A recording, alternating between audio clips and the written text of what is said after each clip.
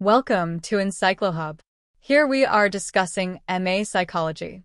Questions. Before starting this, I want to share something. We provide all type of question solution in PDF and handwritten also. If you need answers of any type of subject or course, you can contact us on our WhatsApp number 900-936-8238. Now question. Answer the following question in about 1,000 words each. 15 times 3 is equal to 45 marks. 6. Discuss the various threats to internal and external validity. 7. Describe the various instruments used in collecting data through survey research. 8. Explain the different types of variables. Section C. Answer the following in about 50 words each. 10 times 3 is equal to 30 marks. 9. Ex post facto research. 10 steps of evaluating data in qualitative research. 11. Discourse analysis.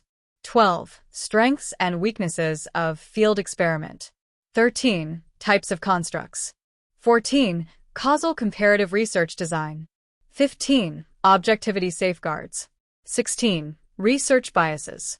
17. Memory effect. 18. Content analysis. Thanks for watching.